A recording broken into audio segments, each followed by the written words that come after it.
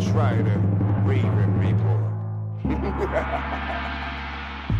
Let's go. Ravens, Ravens, Ravens. Couch Rider. Ravens, Ravens, Ravens. We gon' ride out. Ravens, Ravens, Ravens. Couch Rider. We gon' ride out. For some of you Twitter gangsters, this is just a hobby, original sports perspective. You can't stop me. Couch Rider Report, it's reflective. Please respect it. You will get checked, and your knowledge will be tested. I ain't the coldest Raven, but this is my show. Shout out to the Barry White rap for the beat, though. Hey, here we are. We're back. Welcome back. And this is your home of original sports perspective from our couch to yours. This is your Couch Rider Raven. Welcome to the Couch Rider Report.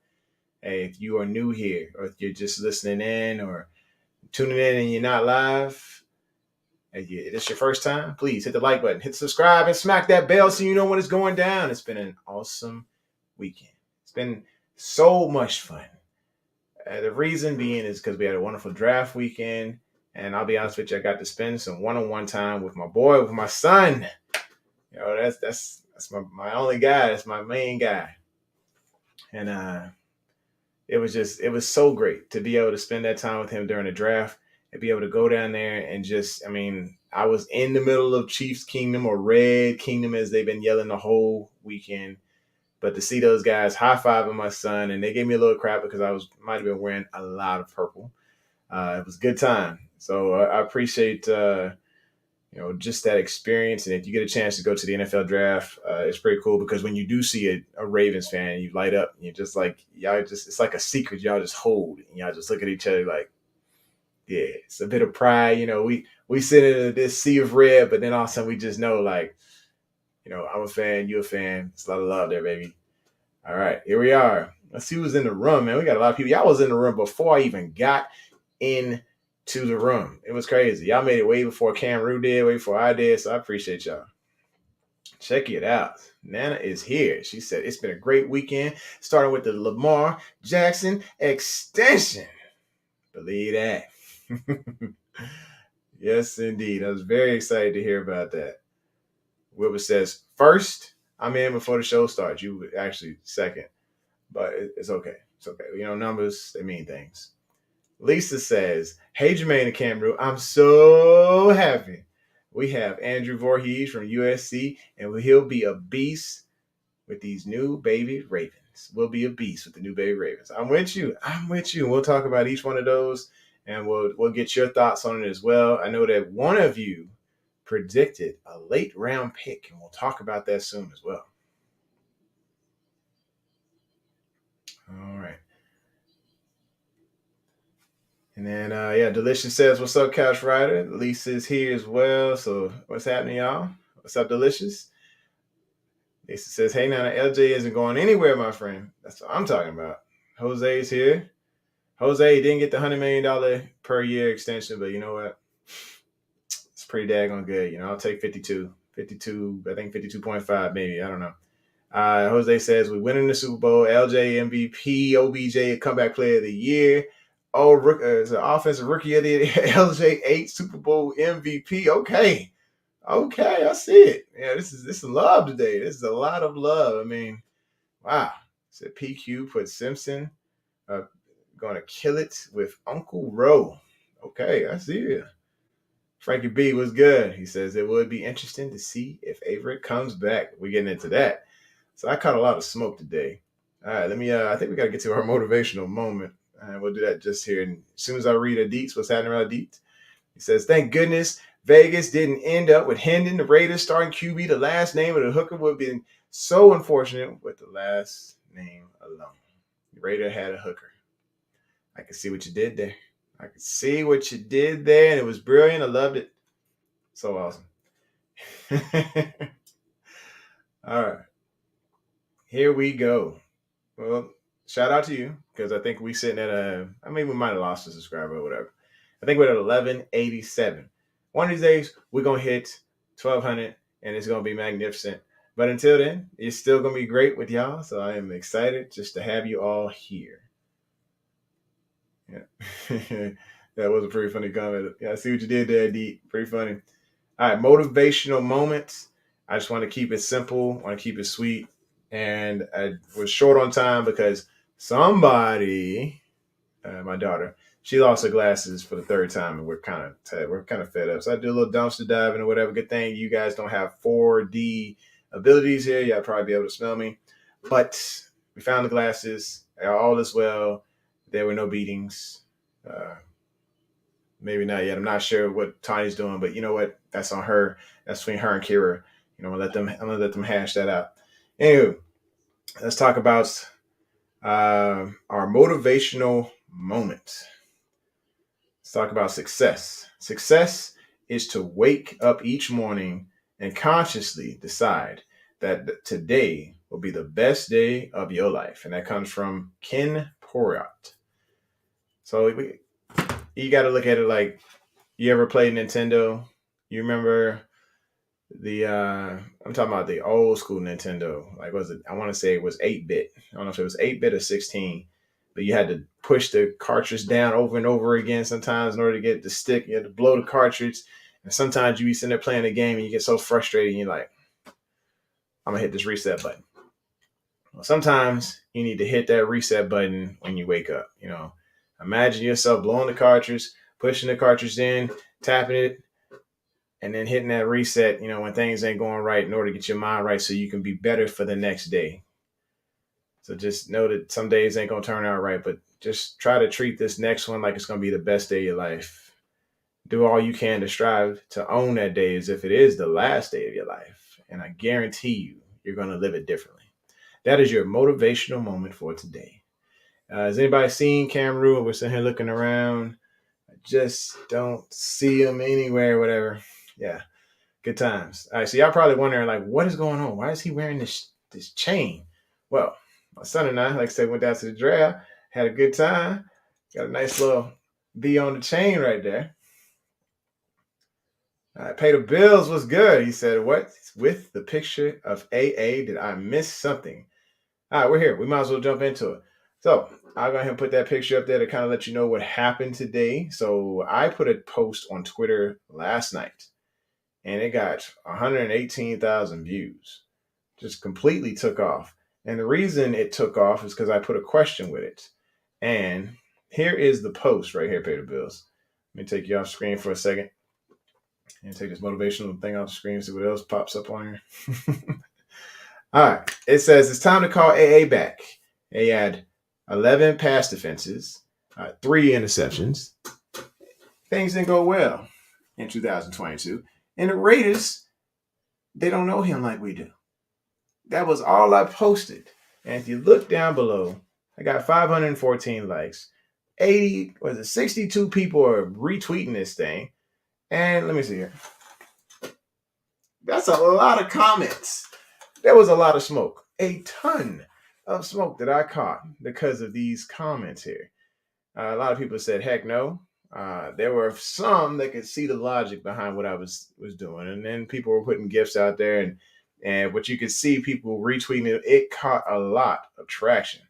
And as you like I said, look down in this bottom right-hand corner, it was 118,000 views. And so I wanted to talk about this tonight because of the fact that I am here as an attorney for Anthony Averett and why he should come back to the Baltimore Ravens. We know what we drafted, right? Everybody's familiar with that. But like I've been mentioning before, this is the home of Original Sports Perspective. From our couch to yours. It's the Couch Rider Report. And that's why we do this thing. It's kind of getting heavy on my neck here. I'm just going to take this ice off. It's too heavy, baby. Hey, for those of y'all who don't know, the bigger the chain, I ain't even finna finish the rest. But if you know, you know. All right, let's get into it. My brother from another mother, literally stepbrother from another mother, GK says, NES system, bro. Yes, sir. Yes, indeed. I appreciate you coming through, bro. For those of y'all don't know, we were raised up together. This is my stepbrother, Gary Kennedy here, my main man. All right, he says, I wouldn't hate it. You wouldn't hate the fact that we would bring AA back. And then Lisa says, who besides me are confused with the Raiders getting AA? Now, the thing about AA, he had such an exceptional 2021. He thought for sure that he would just be like hit free agency, be able to get this bag and earn about $17 million a year. But that did not go out. It didn't go like that. Free agency just didn't go how he planned. He made some snide remark on Twitter. I can't even remember what he said about the Ravens on the way out the door. But, it is what it is. The past is the past. We forget the past. He went to the Raiders for $4.5 million on a 1-year deal. And what did he do there? Well, he got some injuries, folks. I mean, he missed 10 games due to an injured broken thumb, and he also had a toe injury. So, I mean, just possibly one of the worst things that could happen to this guy, or a couple of the worst things that could happen to this guy. He goes to a new team who's not familiar with him. They sign him thinking they're going to get a cheap deal, a cheap dog, and he doesn't pan out like they thought he would. So they drop him. So, yeah, he didn't have a good 2022, but he had a great 2021. And I'm going to drop some facts on y'all that I've been looking up, and we're going to do that in just a second here. Let's go to the comments, see what you got. All right, so Rocky Sin and Houston, Robert Quinn, AA, Leonard Floyd. If you had to choose, who would I go with? I mean, there's a lot out there to choose. I mean, Rocky Sin? I don't know. I mean, I'm familiar. I'm familiar with AA. I like AA a lot. So I'd say I need somebody to be on the other side of Marlon Humphrey. We're not sure about Caillou Blue. Kelly, he was obviously a 5th-round pick for a reason. But one of you, like I said, had said you told me to do some homework on Caillou Blue. So if you want to put that homework in the comments that you did on Caillou Blue, I'll bring up his page and we'll talk about him for a second here. So to bring Caillou Blue, when Ringo was on the board for a very long time, I could not believe Ringo was sitting there on the board that daggone long. And he stuck around, it seemed like forever, until Philly said, you know what?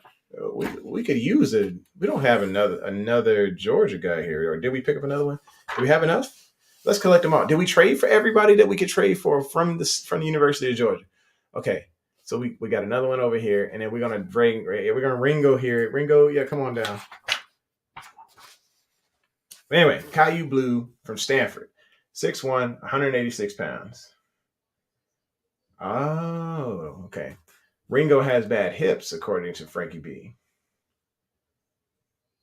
And then Frankie B, you also brought up a great point, a really good point here. And speaking of Truth TV, I don't think I've ever seen you here before, but thanks for coming through. Make sure you hit the like button, hit subscribe, and smack that bell so you know when it's going down. Thank you for being here, man. Just appreciate you.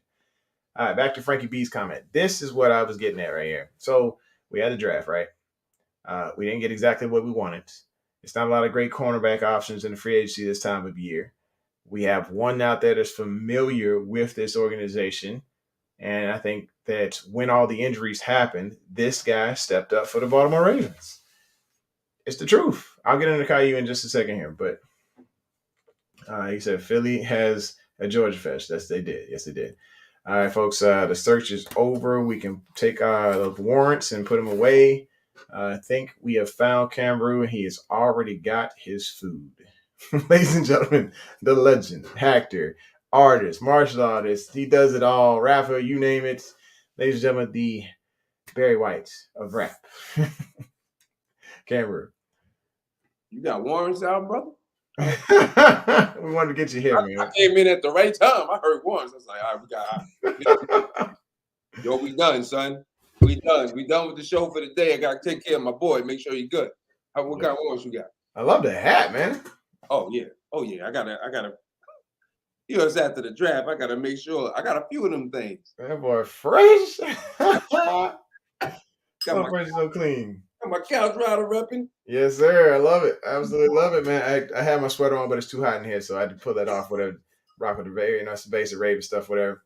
All right. So yeah, like I said, we to go back and review. Me and my boy, my son went out to Kansas City, and we had a great time at the draft. That look good. That look good. Good father and son time. It definitely had me doing some reflection.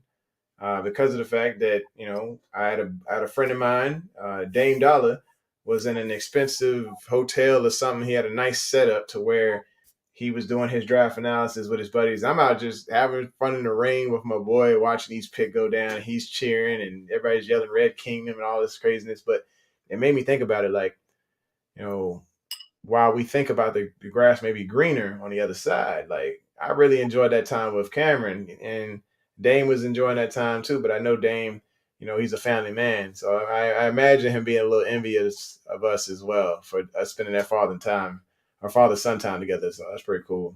All right, so what we were getting into while you were away was Anthony Averett, man. They want to know what's up with this tweet, and so it caught a lot of traction. You put the tweet out? I put the tweet out. Put the tweet out. I put the tweet out. Are we gonna talk about Double A? I was like, listen, man. You was like, picture when back. you talk about Queen. Put the picture back on me, man. Brooke, what up? Said, Brooke there? Brooke in the building. Anyway, so you see the tweet. Brooke, got a lot of traction. I got an hour. Brooke, I said, listen. I said, listen, man. Listen, man.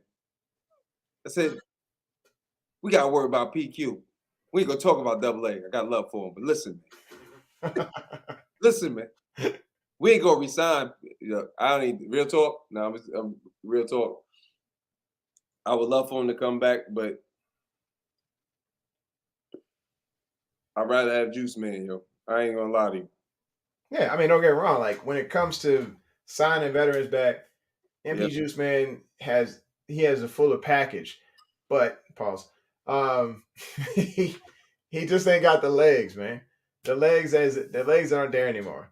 And when you look at a guy like this, he can do 80 to 85% of what the other guy can do.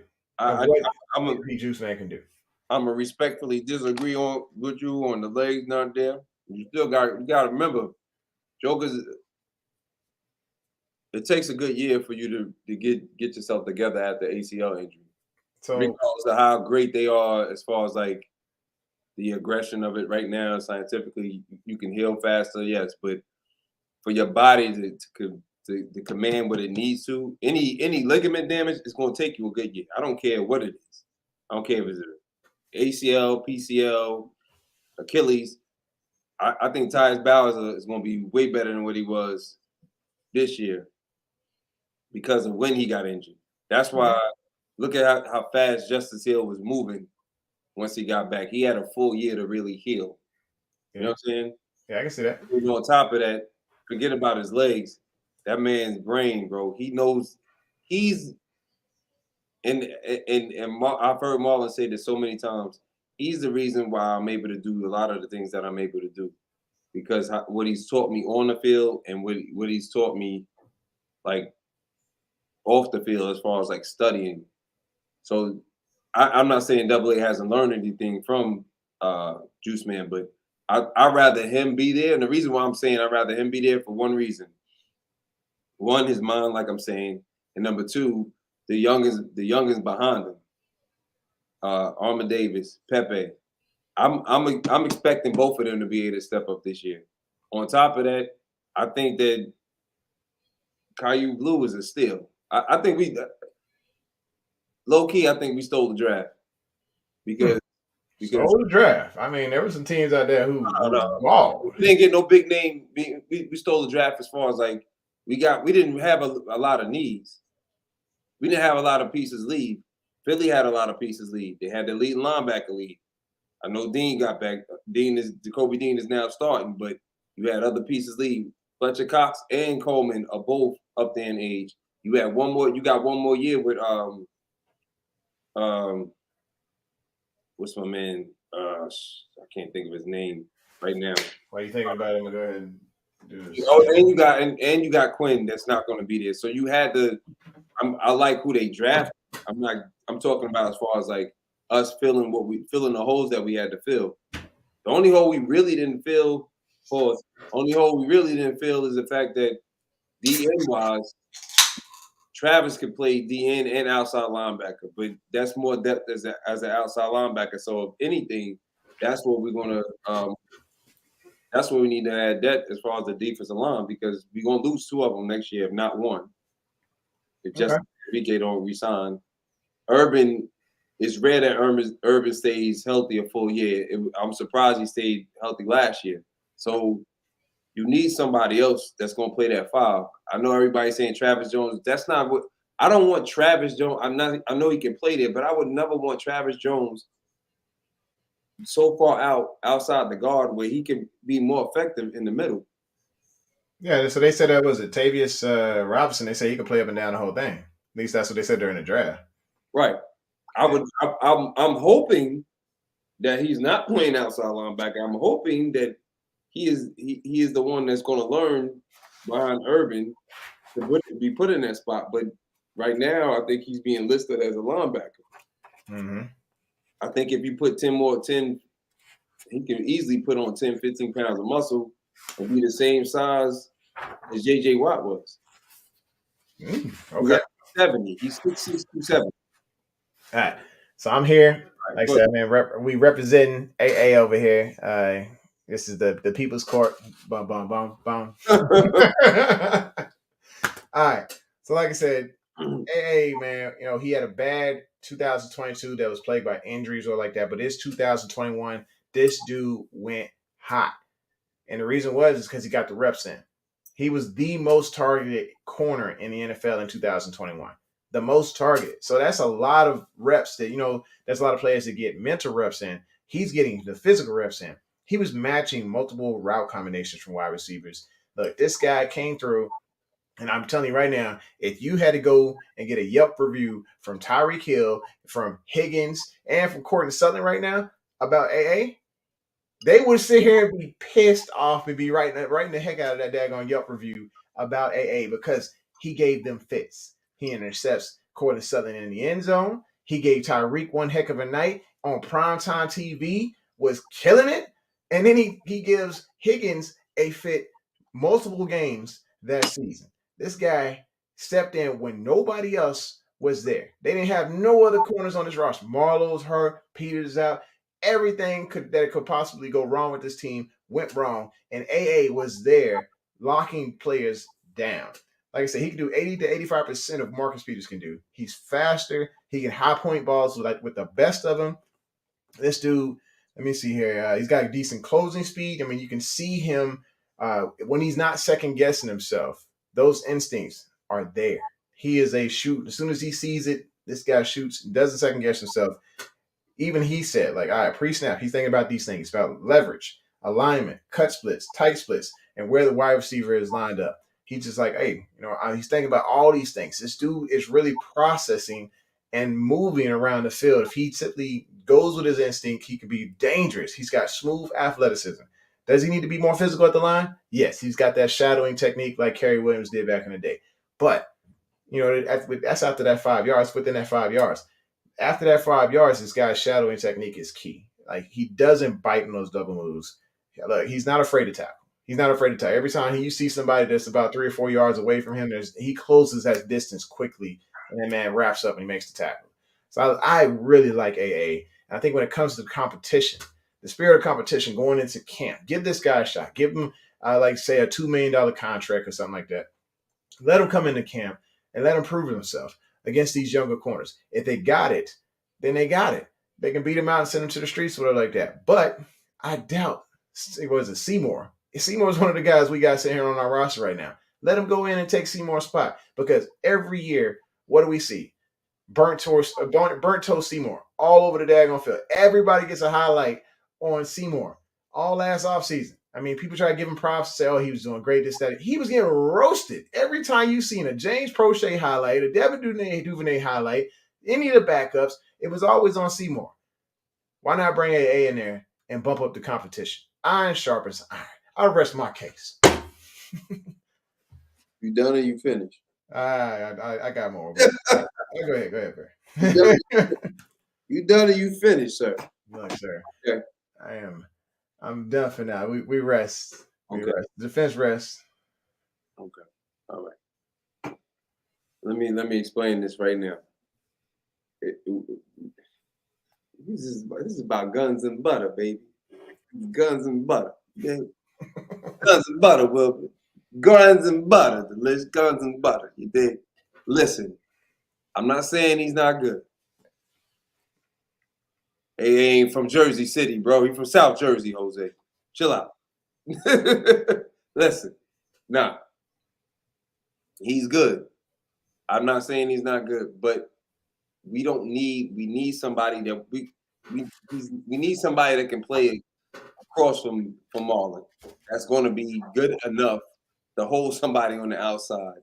Only reason he was, I would target him too if I got an all pro on the other side, brother. But I mean, if I got Tyreek, why am I not targeting Tyreek? Like that was Mahomes. And also, you got to hold on. You got to remember this. It comes down to this. It comes down to the system. Okay. He's perfect for a wing system. If he go to the Giants, he'll be perfect. He sits in because he is a man-to-man corner. Zone, we playing zone now. We doing other things. I don't know if he fits that criteria because he didn't do that well in zone when he was here. Mm-hmm. But playing man-to-man, that's what he did. He did it. I mean, that's like second nature for him because that's all he did during Alabama. That's why he didn't get a lot of picks. But you're going to be targeted. You're going to get the work if Marlon is across from you. Now, it's different when you got Marlon across from you. You got Marlon and you got Juice Man. Only reason the majority of the time that he was targeted is because right now, he still got to get his feet under him. His knee was still healing. Like at this particular time, when I signed Marcus Peters back, absolutely. Would I sign another corner on top of that? Probably. I probably would just to be on the safe side. Now, would you go with Rocky Sin or would you go with AA? I would go with Rocky Sin. Why would you go with Rocky Sin? He has flexibility. He's flexible enough to go into the slot. One, number two, if you look at it, if you look up his stats, I believe he was the second or the third highest graded corner. I'm surprised nobody picked him up, to be honest with you, maybe because he didn't make a lot of picks. But he's very similar to Marlon. Like he's just not Marlon's not gonna get a lot of picks, but you're not scoring on Marlon that much. It's rare. And that's how Rocky Sin is. He's very similar to him in that way. Not built like him, but in that way. Like he's the type of defender that he's not going to be a playmaker in that sense. But you ain't getting the ball. If he can't have it, you can't have it. That's his way. So what I saw about AA when I was looking at tape, a lot of tape today. I ain't gonna say what time I was looking at tape because it might be some duty hours. But when I was looking at the tape of AA, he was facing people of all different shapes and sizes. Like you could see like the small ones, like like Tyreek, and then all of a sudden he's taking on the Cortland Suttons, who's like super tall. Then he's taking on tight ends. Now we saw some tape. There was a lot of people out there on Twitter that was causing it. They were just throwing out a lot of hate, and I think they remember the Houston Texans tape when it comes to AA. And this was the year prior to his year that he caught on pretty high. Yeah. So he kind of got lit up by, I want to say his name was Aiden or Aiken. Oh, you talking about during the COVID year? Yeah, during the COVID year. It was like right as Tavon Young got hurt again or something like that. I think that was the game he got hurt for like the millionth time. So, AA comes out there. He has to face off it with a tight end. Banana.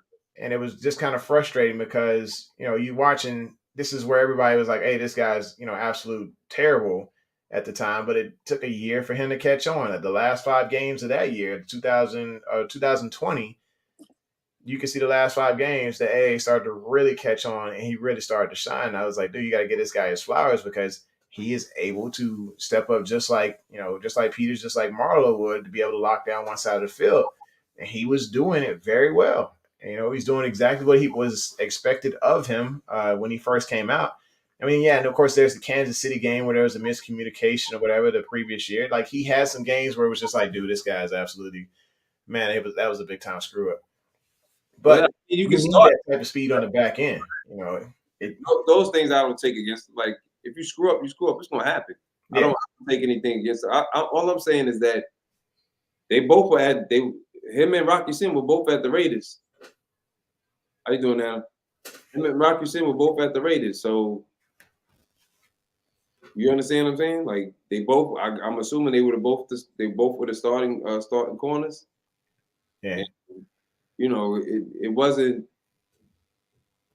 I don't think that it doesn't matter the system. He's played in two different systems. Rocky said he played over there in that cover two when he Okay. was at Indianapolis. He did a great job there. They traded him so they could get Yannick, right? Okay. He did a good job in the system that they're trying to build over in which is a hybrid system, which is very similar to ours at New England. Okay. They also every now and then pass off and play zone, right? That umbrella zone that Bill Belichick is very notorious for doing, right? So all I'm saying is that he's played in multiple systems and he's actually flourished in all of them. Mm-hmm. And Brooke bring up a good point. She says, in 2021, A got thrown to the wolves, and he handled it well. I think that is what we're looking for. I'm not. My thing is this: that he in 2021, who was the defensive coordinator? Oh, it's Wink. All right, exactly. What does Wink like to do? Wink like the blitz. No, well, other than that, coverage-wise, what coverage does Wink play? What is it? 3-4. I don't know. You tell me.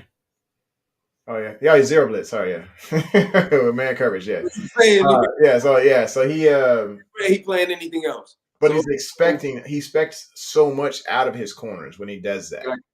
That's why I'm saying he would flourish more in a man-to-man system it's not that we don't play man-to-man as much as we do, but we actually, if you notice, we've done more this past year. We played more zone. We played cover 2 high. We played more like some cover, some cover 3. I mean, they showed that. I watched him.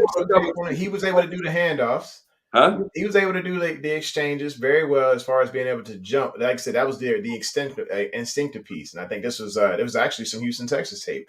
I want to say it was the same game we thought he was doing bad. There were some good things about that tape as I went to go review it. Yeah. So he was in cover 2 in this particular part. It did at the top of the screen. This dude does the exchange very well. Was almost able to jump off and pick a pass off, because he was able to trust the safety. And that's kind of what that cover 2 is really all about, is being able to trust that safety enough to be able to release a guy who is coming past your particular part of the zone. Mm-hmm. He saw that, and there was someone running on a crosser that he was able to jump in front of to go get what should have been a pick. I don't know if he had just been like half a second faster. Mm-hmm. But like, he has the ability to play zone, maybe not as well as we think, but he's versatile. This dude can, like I say, he can cover all sizes and builds. Not afraid to tackle. I'm not sure what we have with these other guys, with Jalen Armour Davis and with Williams and all these guys, but we know what we got with AA. We know he's battle tested. We know that, he's got an injury here and there, but when he's on, when he's charged to do a job, the guy's going to come through and do a decent job. I'm sorry. I mean, if we get him, we get him. I'll be happy. If we don't, I'd rather have first on my list is to come back is Marcus Peters before anybody. You need a leader on that defense. You need a playmaker on the defense. You need somebody that's going. He's the lightning rod. More other than Roquan's become that, but Peters puts people in. His communication skills is phenomenal, and nobody, until everybody back there is a playmaker, which we need, and he's probably he's the one that everybody's learned the most from anyway in that back end. So, I mean, I'd rather him come back. I mean, we don't win as entirely as many games if he's not playing, regardless of he's a future Hall of Famer, regardless of the situation. Like, this year with him playing defense, like we once we get a pass rush again, get one. Yeah. Other than blitzing all the time, we good. So I figured, what's up with this Caillou Kelly, Blue Kelly? Like, have you done any study on him? Yeah, he should have came out. I mean, his father played for Brian Kelly played for he wasn't the MVP. I'm sorry, but he played on the he was a starting corner for Tampa Bay that Super Bowl year with him and Rondé and all of them back there. Jackson, I believe. I think he was the safety. But he's smart. He went to Stanford. He's super smart. He he has good cover skills. Is his long speed there? I don't really know yet, but thus far, like maybe he just doesn't know how to run, other than running the 40. Like he didn't run a good 40 time. I think that might have been what might have hurt him, and the fact that he didn't, percentage wise, he wasn't like he wasn't targeted as much as he was his junior year. Okay. He shut down Drake London his junior. Okay. So that's impressive itself. There, Diaz says he's a monster. I was reading up on him. It just says he's got the athleticism. He is very aggressive and knows exactly where to put his hands to disrupt the player in their route running.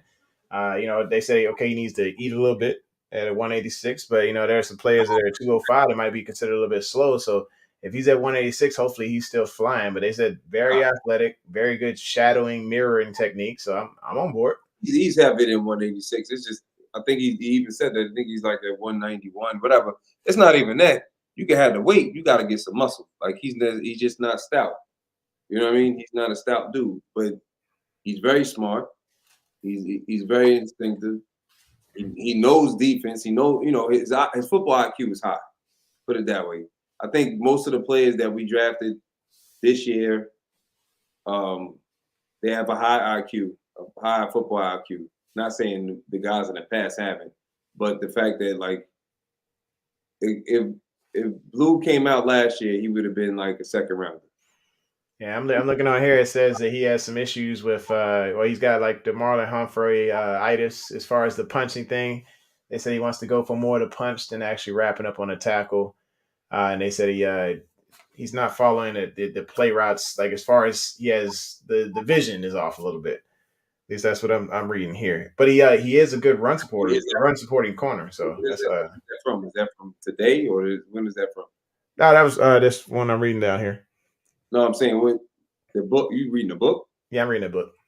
That dang gonna book alone, man. That book is from that book from last year? No, the book from this year, man. It's from this year. Yeah, I told you, man. Hey, it saved me a lot of time. It gave me some. It gave me a few cues on this here. You can't update the book, brother. You could update the internet. I got this book as soon as right before the combine. That's when this book came out. So I've been searching for like weeks for a book that broke it all down to save me a little bit of time. But they say he's highly aggressive. So I'm like, hey, I like highly aggressive, corners who are great in run support. Like I said, if he's over there trying to punch balls out, like Marlo, this is great because you got Hamilton is doing that as well. So he fits right in with the Ravens defense. All I know is this. When we played Jordan Addison got one good catch on him. And that was a touchdown, unfortunately. But other than that, Jordan didn't get busy at all. That I do know. So we thinking day one starter? Huh? No. Thinking day one starter? I don't think any of them should start. I think he's still somebody that can learn. I think if anybody, if he stays healthy, who can start is James Harvard Davis, because Davis really got it. Like I watched Bama. I don't know how old you an LSU fan. Oh yeah, I hate Bama, but I watch Bama because they produce such great products. Got it, bro. He really does have it. It's just that if he stays, but it seemed like it's the same thing over and over again.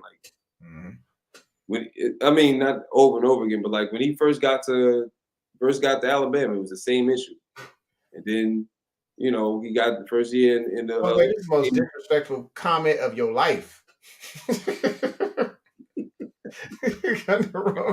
Evil. Yeah, you got the Romans vote. Yeah, you do. Put that book away. That's tough, man. No, I think that if anybody really got it, has a, because he's smart. He's a smart dude, Armin Davis. But I don't think I'm not looking for none of them to start. I'm looking for MP to be back. That's what I'm looking for. Him to be back. After that, somebody you can rotate in there. It's going to be a rotation. We need to get back to that rotation. It used to be a 3-man rotation at corner when we first got Marlon. It was Jimmy, Brandon Carr, and Marlon. Then it was Jimmy, Brandon. Then it was Jimmy, Marlon, and MP, and Brandon Carr used to slide down to the nickel. Yep. I need that 3-man rotation to happen again. But Brandon used to get cooked, man. Whew. And it always was getting cooked. He was getting cooked like crazy. He was getting cooked. Since they put him on the outside, Brandon was always a slot corner. He was never an outside corner. And then AB sitting here like, is that Brandon on the outside? Oh, yes, indeed. Brandon's still trying to avoid that poster of OBJ that's gonna go down forever. Oh my gosh. It was so many plays. So many people were embarrassing the heck out of this guy towards back in his career. I was just like, all right, as long as it's short distance, we'll be okay. But if they see Brandon on the outside, I'm like, oh gosh, here we go. Y'all strap in. It's about to get ugly. Yeah. No. But right now, like, we keep talking about the day one starter, what we want as far as that day one starter, whatever. I don't think let's just say in a world where MP gets recruited by Wink for some reason and goes over to New York. You saying if we don't get anybody? Yeah, if we don't get him. Who's on the depth chart right now that can start? Is that what you're saying? Yeah.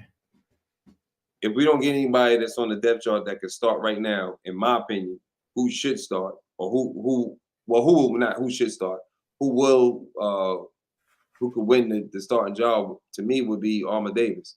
Yeah, I agree. I think Armour Davis is that guy. Also, I mean, I'll be honest. Daryl Worley really looked like he held his own against Jamar Chase.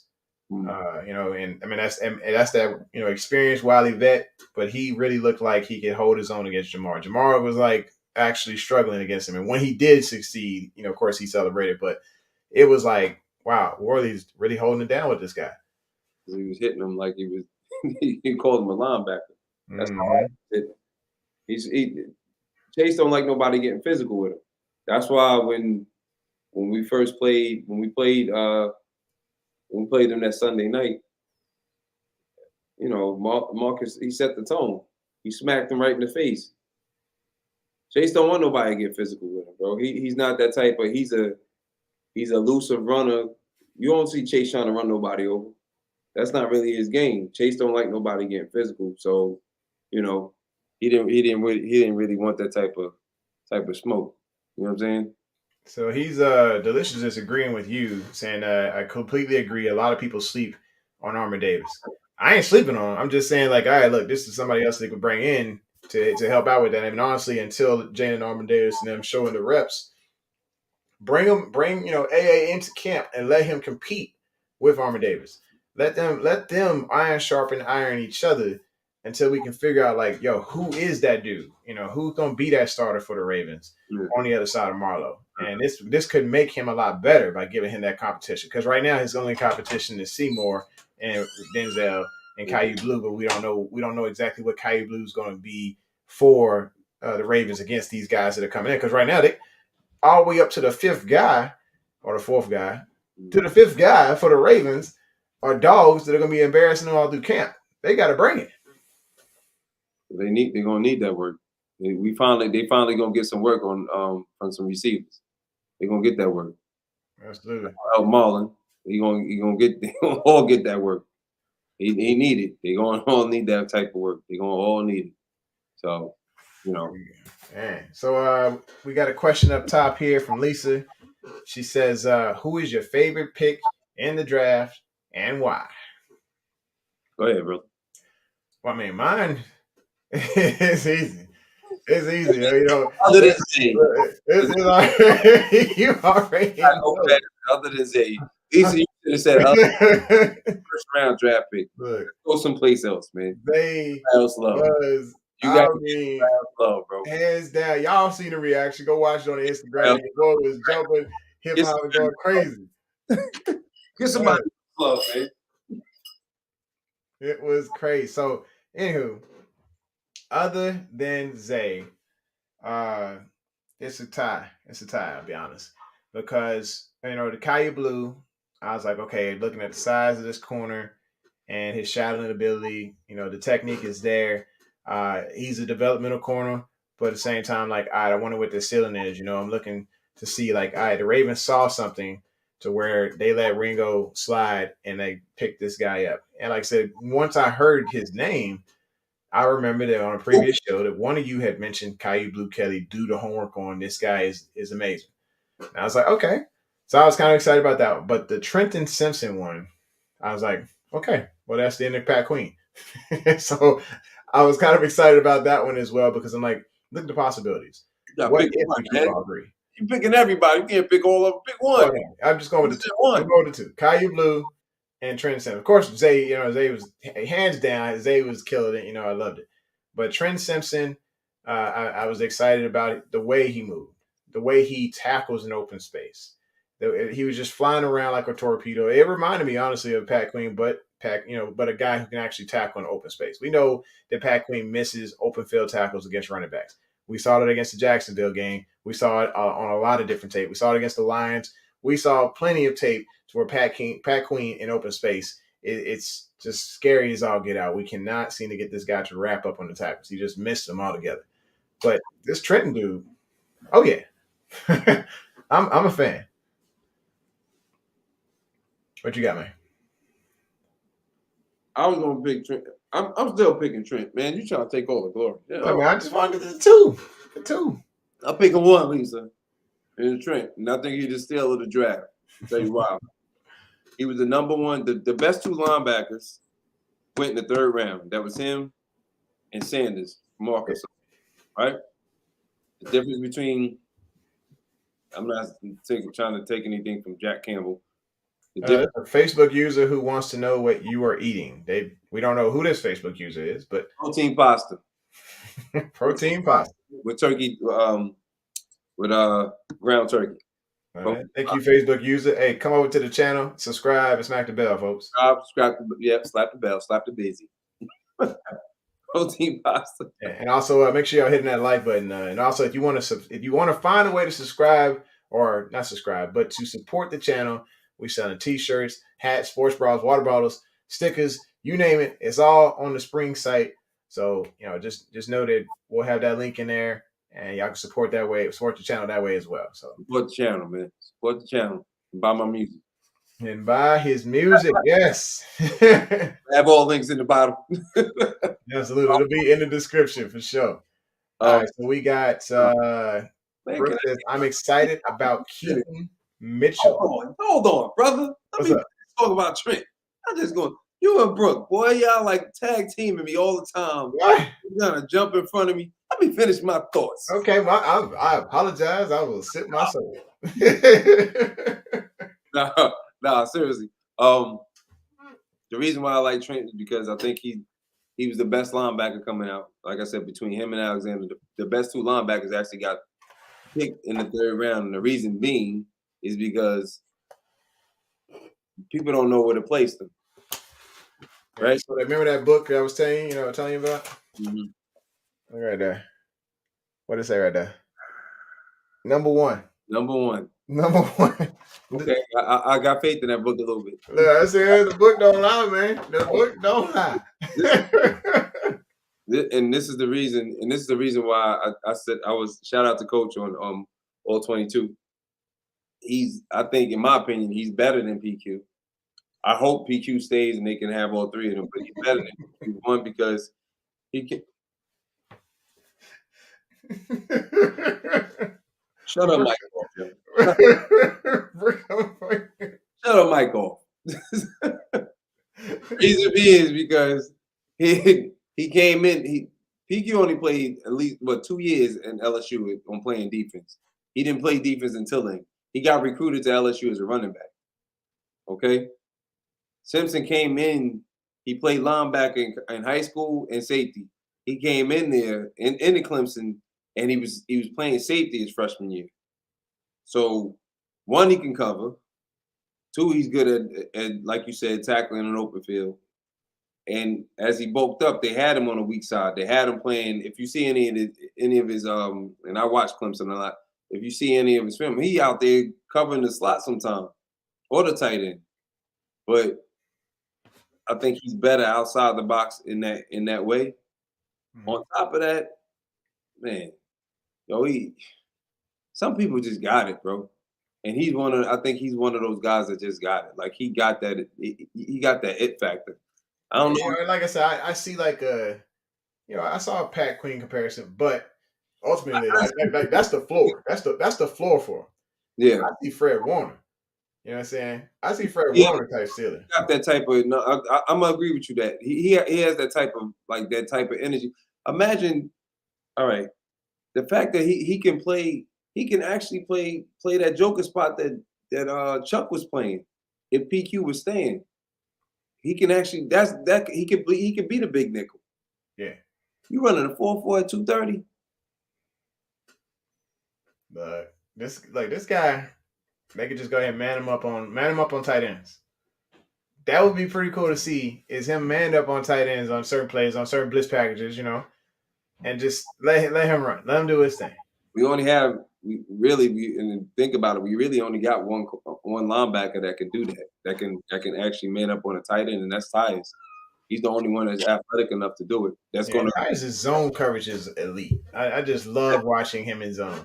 Yeah, absolutely. But that was my pick. But go ahead. We can go ahead to Brooks. Crazy. I'm excited about Kenton Mitchell. Oh yes. We So excited. yeah, so Keaton, the whole Keaton thing, that was another tweet. So I was on my game. I was in my bag this weekend on the tweets, bro. She just happy he's from Carolina. I ain't even gonna lie. I was in my bag when it came to these daggone tweets, and I put one up there about Keaton, and it went viral, man. Let me go ahead and pull it up, show y'all what I'm talking about right here, man. What we doing? What we doing? I put a tweet out on Keaton the second we picked him up. I gotta remember I gotta try to figure out what I said on this joint. He gonna make the team. I said, "Welcome, Keaton Mitchell. This guy will have you saying whoop throughout his entire reel. Such a fun watch. Gus and JK hitting free agency next season. Keaton may benefit big if he can make the team." So this got 17,000 views He gonna make the and team. 175 likes and 17 retweets, and then people are loving the comments and stuff. He So gonna make the team. He gonna make the team. yeah, he gonna make the team. He So might this be. guy, I'm gonna be honest with you. He might be out in the kick return. yeah. How you gonna make the team? We're gonna keep 4 running backs. He'll be the kick return. So I mean, what we gonna do with the Pro Bowler, dude? Who might not have to do it. He might just do punt return, play receiver. I think dude might get traded, bro. That's true. But that's a new kick returner though. So Delicious said Keaton is explosive as heck. That's not Oh, and then Lisa was saying that Brooke, I love the Andrew Voorhees pick out of USC also, and then Brooke said he's a beast. And of course, Brooks got some bias because she's an ECU alumni. sucker. Nate says, I'm excited for Michael Keaton. Dude is going to be a surprise to everyone. I think so as well. I think, like I said, next year, yes, it's going to be difficult to sign Gus and JK back. But as soon as the offseason ends, or as soon as the offseason begins, we got 2 running backs on the roster. We'll have Justice Hill and we'll have Keaton if Keaton makes the roster. Justice only signed for what? 1 year, did he? Who, Keaton? No, Justice Hill. He only signed back for 1 year, 2 years. He got a 2-year deal. Okay. They believe in this guy. Either they believe in this guy or they just really like to space out that money throughout the years, All right, so Adit says, is Keaton Mitchell auditioning for running back 1 or 2 in 2024? More than we think. I think 2. I think he'll be the 2 until, let's just say he comes to camp, shows up. It's probably going to be more than camp that he's got to show up for. It's got to be a preseason game or 2 where he flashes in order to make this roster. And then, that's where he's gonna make his money right there, because in camp, of course, t-shirt and shorts most of the time. And then, that once they put them pads on, they start click-clacking. That's one thing. But once he does it against another team, that's where we're going to see it. We're going to be able to see those things shine there. He's going to make the team. He the next Darren Sproles for us. Oh, yeah. And let's talk about this Dante Demons dude, man. Dante Demons. 6'4", man. Absolute monster. I couldn't believe he didn't get drafted.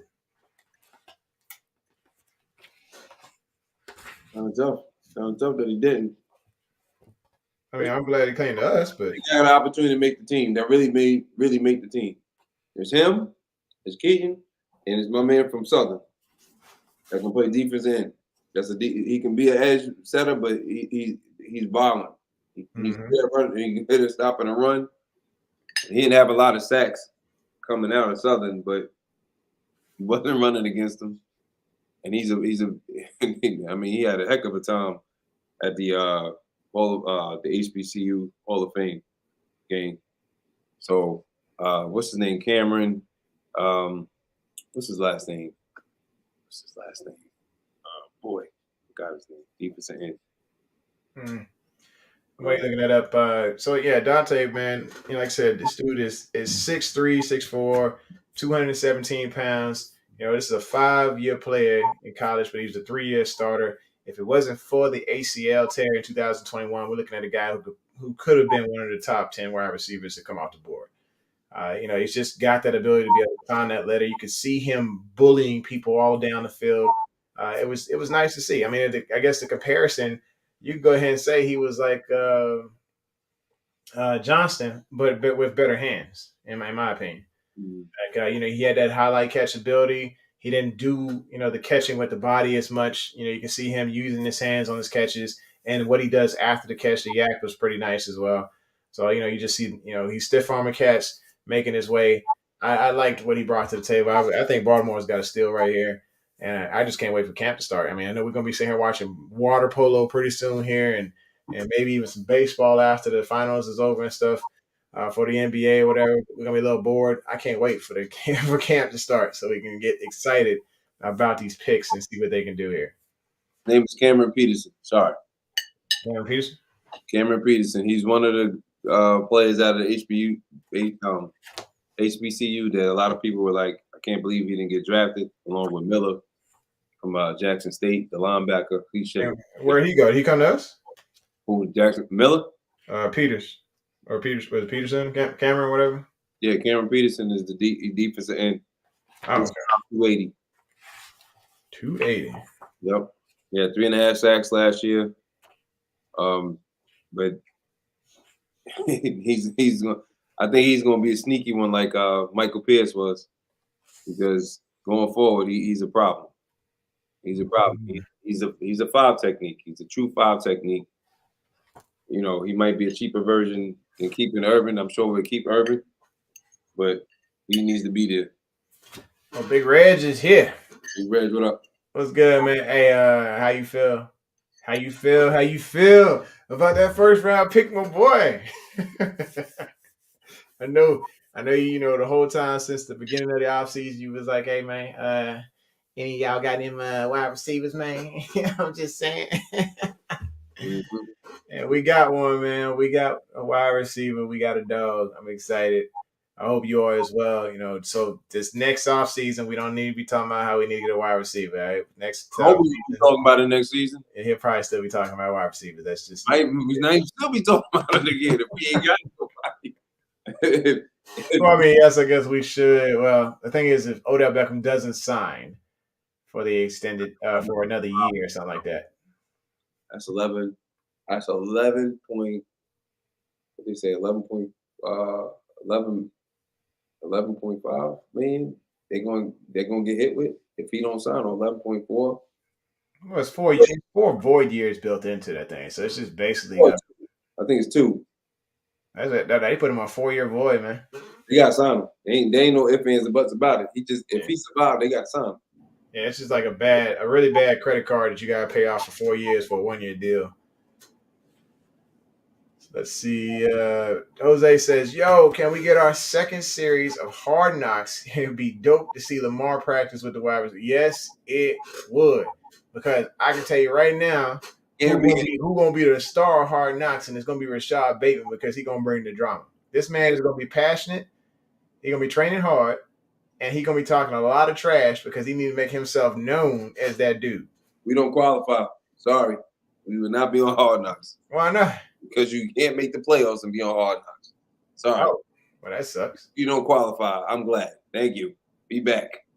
I mean, I guess, yeah, I mean, it doesn't suck, but it's still like, yeah, I would love to see the Ravens on an episode of Hard Knocks, or a full-on off-season and regular season now, because they do regular season Hard Knocks.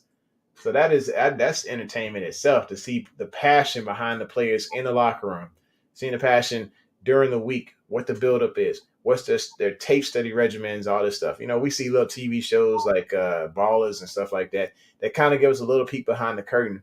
But I would really love to see more and more of the peek behind the curtain, not in the showers, but like, what else is out there? What they go through, the training regimen, the rehab, and then everything they go throughout a week, whether the planning sessions and all that, the walkthroughs, the drama in the locker room between players and corners and whatever, quarterback and wide receiver. Why ain't getting the ball? Why we ain't running the ball? J.K. Dobbins getting mad. Things like that. I would love to see the drama and all of that. And also, it helps with the storylines with us too. So, just saying.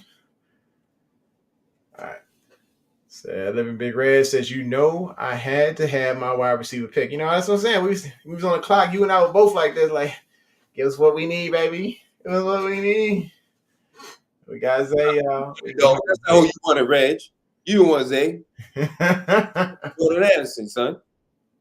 You want Zay. You want Quint. Big Red says, as long as Bateman stay healthy, we don't need to draft another first-round wide receiver. I agree. Okay, so, we got Zay, and we got Bate, and we got Dude. Let's just say Odell Beckham, let's say he has a magnificent year. We can't afford to sign him back, and he goes off and makes his extra, $22, $24 million contract for another year with another team, or a multi-million-dollar deal with another team. I'm not sure. Let's just say we can't sign him back. But to have Duve, to have Zay, to have Rashad, and then whatever lays after that, I'm very much interested to see how that's going to look for the Ravens. Not this season, but next season. EDC was back there eating his milk and cookies. Talking about hymns down. Got some milk and cookies. Like I ain't got no name. Talking about hymns down. We gotta pay Lamar because him's downstairs. Him's downstairs. Like I ain't got no name. Ew. All right, so let's talk about it. I know y'all all here wondering what's going on with Patrick Queen as well. So all off season, this dude has been removing all of his stuff from Facebook, from Twitter, even of course on Instagram. Nothing with the Ravens is on his stuff right now. And when old dude Trenton was drafted, did you see what his tweet was? Yeah, that's what I was about to say. How you that's like breaking up with a girlfriend, or you don't want to be with her, and then she finds somebody and you upset. Like, how you mad, B? You the one that cleaned everything. Like, she just had sex with him. Mm-hmm. Girls, how you gonna leave me first? I was. They just like, all right, bro. And the thing is, they probably set him down in the exit interviews. Oh, bro, because you ain't cooked yet. Oh, she ain't cooked. Oh, you say you've been eating all show. You have been. Yeah. This has been an extra eating night. All right, brother. I work hard, B. I'll be hungry. Sorry, I gotta get mine in. Yeah, we're going back to Queen, man. It's just like, okay, they told him during the exit interviews that they weren't going to pick up his fifth-year option, obviously, because that's the only reason he would remove all of that social media stuff. If they had told him, hey, we're committed to you, and we're going to work on a long-term deal or like that, they would have done that already. And I think the fact that, not only did they say, hey, we're not picking up your fifth-year option, we have your replacement right here that's coming in the building. You get to meet him. You get to play with him for a year. Hold on. Before you go any further, I don't know if that's exactly what was said. They probably said it. Another reason they probably couldn't pick it up. Same reason they had to cut Calais, because you didn't know that you was going to get the deal done with Lamar. So if you would have picked that option up and you didn't get that deal done with Lamar, you understand what I'm saying? Yeah, I mean, he's an excellent will to play that plays, hair on fire when he's next to Smith. Yeah, but no, I'm saying, but just in general, we didn't have enough. I'm saying we, like I work for them. We didn't have enough cap space to sign the draft picks unless they got the deal done with Lamar. There was not enough money. They had $2 million in cap space. Yeah. How could you pick up the fifth-year option if you didn't? You know what I'm saying? So they probably said that to him. As you go knocking on a couple people's door, like, hey, Andrews, you want this money now? Hey, Marlo, you want some more money now? So you just bug them all, like, look, fellas, we're going to do some more negotiating here. Y'all finna get this money up front so we can go ahead and do this restructure. and you getting 1 point on the, you getting 1 million on the cap, and we're gonna go ahead and put the rest of this back on so I can Like, save some money. they could have been like, listen, man, we're not gonna pick up your 50. They probably told them beforehand, like, we don't know if we're gonna pick it up because we ain't get this deal done yet. And he was like, "Y'all don't love me, man. I'm finna figure all this stuff on my social media." You scrubbed it. He's hold up. He scrubbed it back. What's this? What we in? We in May now? Yeah. He scrubbed it like back in February. Yeah, like I said, that was during the exit interviews, man. He scrubbed it after the talk. Yeah, he's like, he's cleaning his locker out or whatever, and just like everybody else, and they like, "Hey, yo, Pat, we need to talk to you for a second. You can't get mad we ain't necessarily committed on you. We like you, but we don't love you." And Pat was like, "Oh, you don't love me?" And then draft comes along. Do you see this? But bro, you on top of that, you gotta look at this. It'd be, first of all, unless you're a quarterback, we drafting your spot, so you gotta let that go, bro. That's first and foremost. I'm pretty sure like Owe and and Ajabo wasn't sweating nothing. They were just like, it's another day. My job. Mm-hmm. On top of that, number two. On top of that, he was a 3rd round pick. He wasn't the 1st round pick, so he wasn't there to definitely take your job like that easy. So what you talking about sheesh for? Like, you sensitive? Now come on, bro. I thought he knew. No. I'm sorry. I ain't sensitive. I'm usually on the player side right now. I'm not on the player side. B. I can't rock with that. I'm sorry. If you done scrub, if you got all soft and all moist. He used the M word, y'all. That's real. Anytime you scrub, you do the Kyler Murray, yo. I call it the Kyler Murray. That's the moist thing you ever. Yo, he's a moist dude. Nobody. He ain't never going to succeed. He's moist. He ain't never going to succeed in the NFL. I'm sorry. Damn, I mean, Brooke, this girl. She said, to be fair, he should have been gone soon. Now, come on, Brooke. We got to give him props because once Smith got there, you got to see a little bit more of him being able to. Yeah. He didn't have to be more of the cerebral thinker. He could just shoot and go. He was a great blitzing linebacker, and I say was. The dude's still with the organization. There's a possibility that we could get all three and have that rotational depth, and it'd be great between the two of them to rotate in and out, give each other breaks. Wink won the Reds. Sorry, go ahead, brother. I'm sorry. What do you say? He said nobody won him. Wink won him. I bet you Wink do. Oh yeah, Wink would be like on the phone to meet. Hey, he'd be like, "Hey, big head. Yeah. How you doing?" Oh, yeah, we got you. Wink won him. He like, come on to Baltimore. New York would be like, we got about 15, 16 of y'all over here already. Yeah, come on now. we appreciate you. New York, I say New York Jets or the Giants, they would totally be all over Patrick Queen. So the market will be there for him. It's just he was expecting a little bit more commitment from the Ravens and did not. He got basically told like this ain't. It's not a sure deal, and now he's got to really show up with them turning down that 5th-year option. It still leaves the door open for possibilities. He shows up big. They find a way to make it work. And we solidify this defensive linebacking core for real. To have depth, on top of depth, where superstars sitting on top, be great. And we just know what we have to go into in 2024 in the draft. First thing, corner. We got to be looking at the top corner in the draft next year based on. We might have to do that, but we might have to do that if Blue or Armour Davis show up. We might not have to do that next year. Or AA come to town. Just saying. Look, when the last time a Stanford quarterback corner, I said it to you. Last time the Stanford cornerback got drafted in the 5th round, he became a future Hall of Fame. Oh yeah. So, yeah. I'm not saying he's Sherman. Yeah, but I say Rich Sherman to them legs left. Yeah. Sherman ran a 4.5 too, so that wasn't it wasn't a surprise. That's the reason why he went there, but smart, bro. Blue is smart, and you got a football pedigree. It's in your DNA. Your pops played in the league. You know something. See how Marlon is, even though his father didn't play corner, but you had that football pedigree in you. You know something. You're gonna be good, and he probably gonna be better than what his father was. His father was good. But Lisa has a question. Would it make more sense for PQ to help Trenton Simpson? It would make more sense, but he's not thinking that way. That's the problem. That's why I said, like, listen, unless you are the quarterback. You cannot be upset if they draft your position. Mm-hmm. Gonna happen anyway. I'll be honest with you now. If I'm sitting there, if I'm Duvernay, Wallace, Prochet, pretty much anybody right now that they drafted Zay, I'm like, this is But then you had to know they were drafting Zay. you know, I got to be breaking out the boys to men song or whatever. You had to know that though. You had to know. Unfortunately, we didn't have a to the end of the road. End of the road. Mm-mm-mm. All right, so what she say? Big Ridge says Caillou Blue Kelly gonna be nasty. He said, I watched him a few times. He's scrappy and plays physical. I like it. Like I said, I'm looking forward. I want to see him show up. I really do.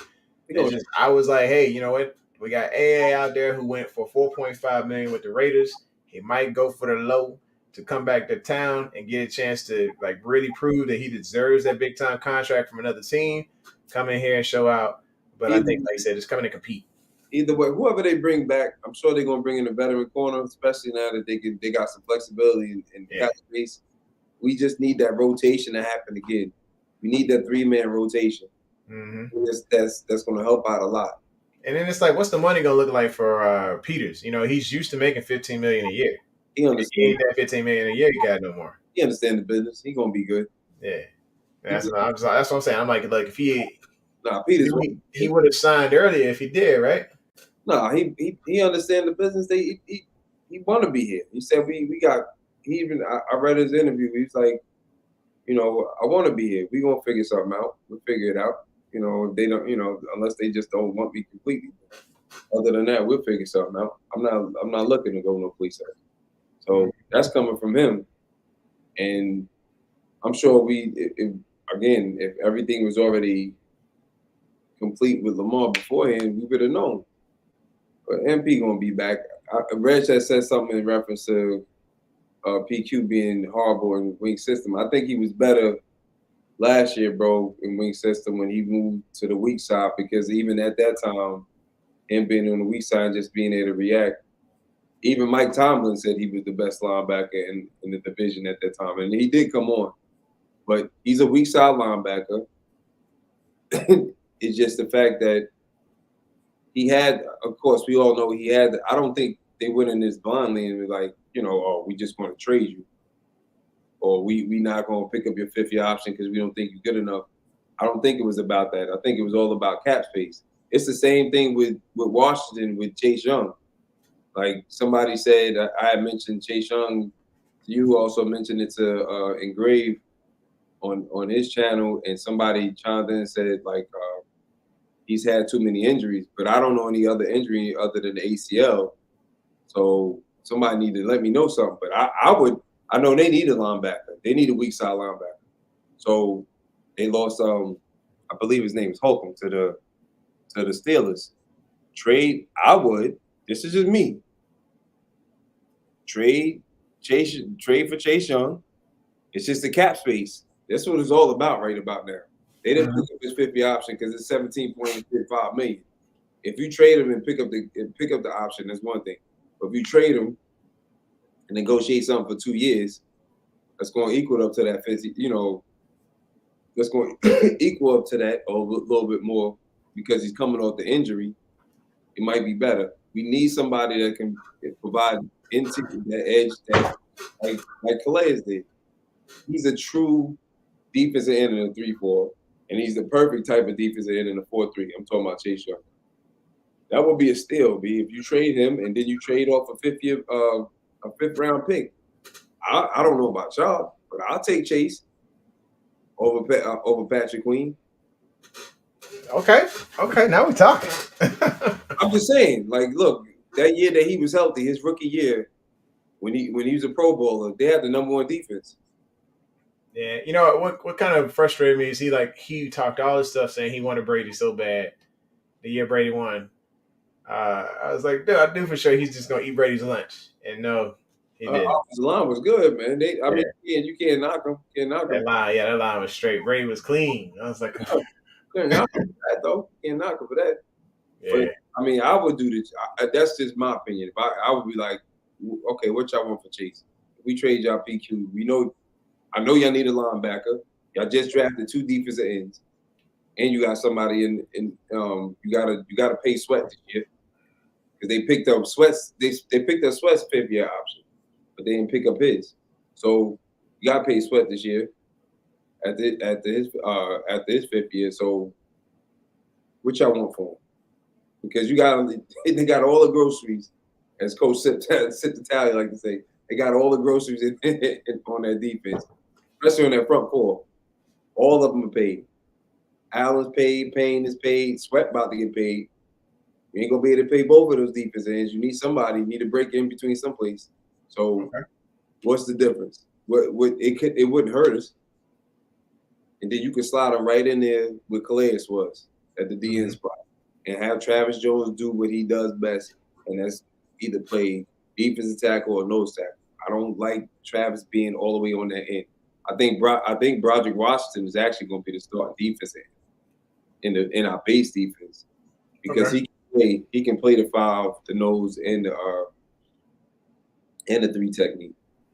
So that's just my thoughts on it. Like if y'all traded him, you can't trade him to the Cardinals.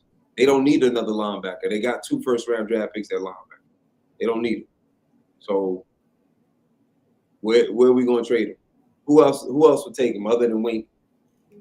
Who else would take him to play weak side? You're not going to trade him in the conference, I don't think. I doubt if we trade him. We trade him to, if we did, it would be, I guess, the Jets. Yeah, the Jets take everybody Ravens, man. They just be like, is that a Raven? Good. I mean, if you trade someplace, I guess the Jets, because they do need a linebacker. I don't think unless they're going to use the first round draft pick that they got. He's light enough to be a weak side linebacker, even though he's a DN. He's an edge. So we sitting at an hour 17. Yeah, we're at the limit. I'm about to say, Brooke, where you at? All right, to close this thing out, let's talk about 3 players that, because everybody's not going to make the roster like that. And, of course, Eric DeCosta and Harbaugh, they got to make some really tough decisions. What are 3 players that we could trade for maybe late round draft compensation, maybe early? So you talking about on the squad that we can trade now? Yep. Well, I think we talked about all 3 of them. Okay. PQ. Duvernay. They're gonna hate me for this, but Matabike, if you wanted to, but I wouldn't want to trade. I wouldn't do it. I'm just saying I wouldn't want. I'm just thinking about everybody that's in their 4th year of their contract. I hope they sign Justin Matabike, but if you sign Justin, then you still got Broderick Washington too that you can trade. Yeah, I'm sure they negotiate one of the 2 that they're trying to keep. So I think like the third one, I say I'm definitely with the PQ Duvernay, but just based on this depth chart right now, from what I'm looking at with wide receivers, I mean, you see it, what we got currently right now. We got Beckham, we got Bateman, we got Duvernay, we got Wallace, we got Shamar Bridges, Mike Thomas, James Prochet, Nelson Aguilar, Zay Flowers. I mean, it's just the list goes on and on. I think I'm missing a few. I'm missing Tariq Black, who we were like excited when we was like, oh, there's a Ravens signing, and then found out it's Tariq Black. We're like, oh, boo. And then Dante Demas Jr., Andy Isabella, and Sean Ryan, whatever. So to be honest, I'm probably going to do a hard sell to get you guys another opportunity, elsewhere. To be honest, because it's just really a very hard uphill battle. Ooh. He was one of the top, 10 wide receivers in his class. I'm thinking Tylon could be that little trade for draft compensation because we're talking about players that could be worth something for another team. I love Tylon, and that's what I'm rooting for, but he ain't worth nothing right now. That's what I'm saying. This is where that value is probably going to go up during those preseason games. They're going to let these guys get those reps, and they're going to see if they can bump that value to get those picks, those background picks. Because, I mean, I know Eric DeCosta felt uncomfortable as all get out with 5 picks this year. I think he wanted more. I don't see. We're not going to trade.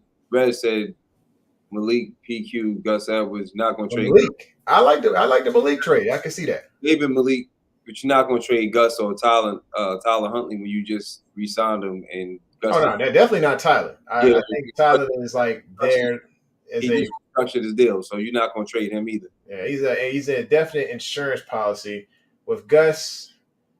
I don't know. I think I want to see Gus here. I think Gus will stick around. I think the Ravens like this guy. They want to see him, continue to stay in the purple. It ain't even just that. You just came to me to restructure my deal. You're not going. I'm not going to let you go now. You just saved me some dough. That wouldn't make no sense. So you're not going to do that. But Tyler doesn't. He doesn't have, even if he played during the preseason, he doesn't have enough on his. That's like trying to trade how we tried to trade Miles Boykin. Who want to buy him? Nobody. He hasn't done enough. He re-signed with the Steelers. Yeah, but he's done stuff there. He's done stuff with them. He's done more with them than not more with them than he's done with us, but he's done enough there. As far as like you played special teams, won, and then on top of that, you probably was getting an opportunity to be more developed over there, which he probably showed some. The Steelers are really good at developing wide receivers. Right. And then for us, why would we trade any receivers anyway? If you count the ones that's under contract, we already got a pack of 6. So who we trading? We're gonna trade one of them and let one of the young bucks come up and compete. That's where Dante Demas comes in. They all young. I was saying they all young. Who gonna take a spot? It's either you let them compete. You're not gonna trade them. That's the only thing you can't do is let them compete. The locks are Zay Flowers, Duvernay's a lock unless we trade them. Only ones that's not a lock is Tyler and James Prochet. Tyreek Black. Who? Tyreek Black. Stop. I don't know that cat. He on the practice squad too. Yeah, but then there's Andy Isabella, right? He's still there.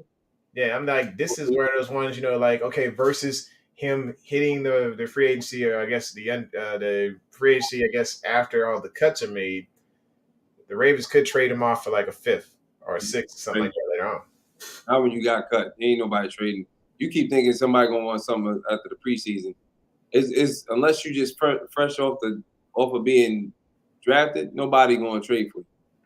Like it's different unless they like in true need. Like when we traded those picks, offensive lineman is one thing, but when we traded was it Shane the corner? They were working off of his college tape, but he didn't even play it down in the league. So it was like they drafted him. They just traded for a pick. So it's different in that aspect as far as like us doing that. But we can't. If Eric's over here, he's trading corner, or he's trading punters, field goal kickers for 4th round picks. I think anything can happen. You talking about? That's when you stopped though. You talking about San Fran? No, remember Minnesota? They traded to get. Oh yeah, because they didn't have backup. What was it? Backup field goal kicker for us. Yeah, that's different. That's different because he shows something again. Like lineman, you need a kicker. Don't start, Brooke. Nobody. Right now, but we got to. The only thing we can say is this: we can't think about it the way that we've seen it thus far because it's a brand new offense. So hopefully, those receivers that we did and EDC did draft get an opportunity to really show themselves because they did get a chance to show themselves in that great Roman offense. The passing scheme was trash. I think this is definitely a good start for them, a new fresh start, and then we're definitely going to be paying attention to those headlines from all the beat writers, based on what happens in camp each day and who's winning what battles and whatnot. Because this is a great problem to have as far as having so much depth at wide receiver that we got probably 6-7 players fighting over one position at the end. And not for nothing, no disrespect to T. Martin, but I'm glad he's now the quarterback coach because you play quarterback in the NFL. Oh, absolutely. Being the wide receiver coach, allow Keith to be the receiver coach instead of running around trying to show everybody how to run routes. And I'm glad Keith was out there scouting because he be able to see that talent from that boy. Hey, let him just be the assistant that he is. The wide receiver coach along with old boy that you got. Let Keith cook. Yeah, Keith cook. The other quarterback, wide receiver coach, I think from Kansas City or the Eagles. I know we brought him 2 of them, but Let them do what they do. Now we're gonna get some development out of the receivers. Now they're gonna really be running routes the right way. Now they're gonna really get the smoke. They ain't gonna get just to let me just give you the drills, da da da da da. No, you got a quarterback with a quarterback. T. Martin can relate a lot better to Lamar than Urban could. No disrespect to Urban, it's just that he didn't play the position at a high level. T did. So allow him to do what he does best. Talk to the quarterback. Do what you do. I feel you. I mean, all right, we there, man. We made it. It's been an hour and some change. Brooke did a job. 2 minutes late, but it's cool. You know, I ain't even tripping. Thanks for coming through, everybody. Make sure you hit the like button, hit subscribe, and smack that bell so you know when it's going down. And remember the motivational quote, you know, just live your best day. Live your next day as if it's your best day. Be ready to hit that reset button and start over the next day if you can't achieve those goals that you're looking to hit. So this is the home of Original Sports Perspective. From our couch to yours. This your host, your couch rider Raven, my main man, Kam Ru, doing the thing. I mean, tons of knowledge. I don't know if y'all noticed there's a lot of studying that goes on when it comes to Kam Ru's gain knowledge, and he's able to study at both levels, the college and the NFL level. And I really appreciate having such a great co-host to help hold this thing down and be able to share such knowledge about the line of scrimmage, about all the techniques, about him be able to go back and forth and have mature conversations with y'all and having a great time with it. So please share this, like it, send it to your friends, put it on Facebook, Twitter, whatever, smoke signal. I don't care. Put it out there so we can constantly build within this room and build this community. So thanks for tuning in. We say, hey, we appreciate y'all. We love you. And y'all make us fall off the couch, And with that, we'll give you 2 claps and we'll fade to black. Introducing the Couch Rider Raven Report. Let's go. Ravens, Couch Rider. We gon' ride out. Couch Rider. We gon' ride out. For some of you Twitter gangsters, this is just a hobby, original sports perspective. You can't stop me. Couch Rider Report, it's reflective. Please respect it. You will get checked, and your knowledge will be tested. I ain't the coldest Raven, but this is my show. Shout out to the Barry White rap for the beat, though.